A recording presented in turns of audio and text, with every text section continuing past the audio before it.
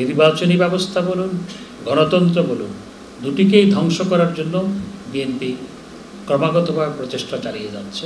BNP ঘুরে দাঁড়াক আমরা চাই, কিন্তু বিএনপি তো ঘুরে দাঁড়াতে পারছে না। এটি তাদের জন্য অত্যন্ত দুঃখজনক। দেখুন, রাজনৈতিক ব্যবস্থাকে ধ্বংস করার জন্য ক্রমাগতভাবে প্রচেষ্টা চালিয়ে যাচ্ছে বিএনপি।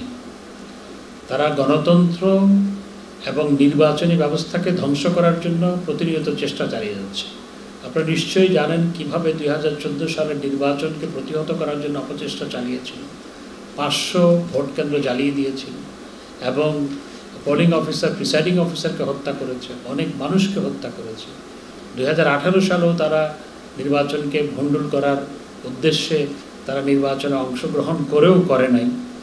আর গত নির্বাচনে তারা অংশগ্রহণ না করে আবার একই কায়দায় অগ্নিসন্ত্রাস চালিয়েছে। নির্বাচনী ব্যবস্থা বলুন, গণতন্ত্র বলুন, দুটিকেই ধ্বংস করার জন্য বিএনপি ক্রমাগতভাবে প্রচেষ্টা চালিয়ে যাচ্ছে এবং জনগণের উপর হামলা পরিচালনা করছে। বিএনপি ঘুরে দাঁড়াক আমরা চাই, কিন্তু বিএনপি তো ঘুরে দাঁড়াতে পারছে না। এটি তাদের জন্য অত্যন্ত দুঃখজনক। 6000 mAh ব্যাটারির one and only power master NextG N73। এখন মালয়েশিয়ার সাথে আমরা এই বিষয়গুলো নিয়ে কন্টিনিউয়াস এঙ্গেজমেন্টের মধ্যে আছি।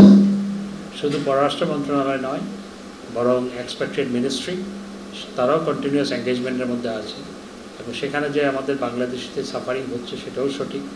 এই বিষয়গুলো আমরা বহুবার তাদের সাথে বিভিন্ন আলোচনায় আমরা তুলে ধরেছি। আমাদের সাথে যখন মালয়েশিয়ার রাষ্ট্রদূত এখানে দেখা করেছে তখনও আমরা এই বিষয়গুলো আলোচনা করেছি। We are in engagement. আর মায়ানমারের সাথে আমাদের যে প্রাথমিক আলোচনা হয়েছিল, আলোচনা চলছিল। 22 তারিখ তাদের জাহাজ এসে তাদেরকে নিয়ে যাওয়ার কথা ছিল। ইতিমধ্যে আরও বেশ কয়েকজন মায়ানমার থেকে পালিয়ে বাংলাদেশে আশ্রয় নিয়েছে, সেটা নিয়ে কাজ চলছে।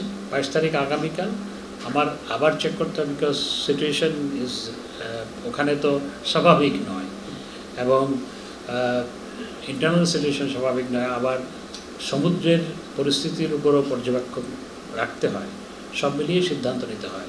তা 22 তারিখ তাদের জাহাজ আসার জন্য আমরা ক্লিয়ারেন্স দিয়েছি।